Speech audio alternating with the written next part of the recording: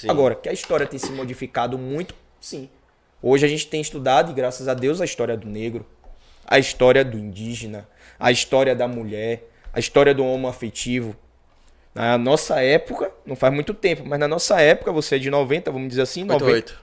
88, quase a mesma idade que eu, a gente estudava só a história do colonizador, do português, do isso, do aquilo, os bandeirantes. Hoje mesmo eu estava dando para uma turma uma aula sobre bandeirantes, interiorização do Brasil. Os bandeirantes eram tidos como os salvadores do Brasil.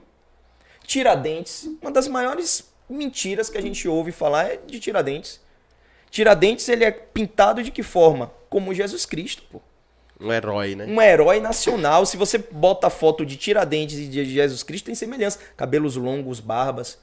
Mas Tiradentes, dentro do processo da Inconfidência Mineira, ele era um cara humilde, o mais humilde entre o grupo de gente rica. E por isso ele foi enforcado, depois guilhotinado. E aí tem um nome, por que Tiradentes? Porque naquela época a profissão de dentista não era regulamentada. Então daí o nome Tiradentes. Mas ele era um pobre.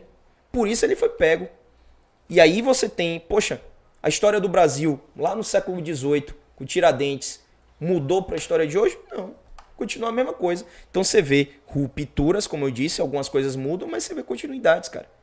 Então o processo do Tiradentes, até a forma como ele morreu, aí os meninos ficam assim, poxa, professor, mas eu aprendi assim no Fundamental 2. Eu falei, porque no ensino médio a gente aprofunda, e aí os meninos ficam, principalmente os do primeiro ano, pô, parece que eu tô aprendendo uma outra história. Mas não é, porque na verdade existe a história que há um propósito no Fundamental 2. Imagine eu dizer para um menino do 6º, 7º, 8º ano, dizer, pô, Tiradentes era um cara pobre. O menino vai ficar assim, pô, morreu por conta disso. O menino vai pirar o cabeção. Vai pirar o cabeção. O menino não tem maturidade intelectual para isso. Agora o menino do primeiro ano não, a gente já aprofunda um pouco mais, aproxima ele da história real, da história oficial, diz o porquê das coisas, o menino fica, caramba, velho. Aí você chega assim, pô, a ideia da mineração no Brasil, da interiorização do Brasil. A ideia hoje, por exemplo, de interior é um lugar que está afastado, da capital. A ideia de interior.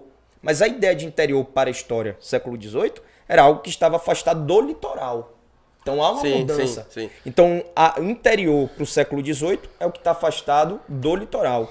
Interior para a gente hoje é a ideia de concepção que está afastada da capital. Eu via isso aí em filme, velho. Pois é. Já achou Vikings? Já. Os caras falam. Não, os caras falam isso. Vamos pro interior, pro interior. Da Inglaterra. Vamos adentrar a mata. Era o que os bandeirantes fizeram. Isso. E aí fizeram todas aquelas atrocidades. E aí você fala, poxa, a gente poderia fazer, Léo, facilmente, um estudo sobre a culinária brasileira a partir da escravidão, velho.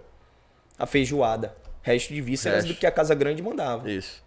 Você tem ali, com os bandeirantes, a questão da interiorização do Brasil. Pecuária. Os bandeirantes eram chamados de tropeiros, cara.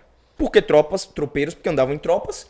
As distâncias eram muito longas. Os caras não tinham geladeira, comida para fazer. Os caras pegavam o que tinha. Carne seca, calabresa, misturava com a farinha de mandioca que traziam do Nordeste. Misturavam ali, feijão tropeiro. É literalmente uma aula hoje, mano, porque eu não fazia a mínima ideia dessa parada aí. Mas quando fala faz sentido demais, tá ligado? Pois é. Então, assim, a gente pode viajar sobre a história, porque, assim, história é o que a gente tá vivendo, velho. Esse momento aqui é um momento histórico, cara. Só vem!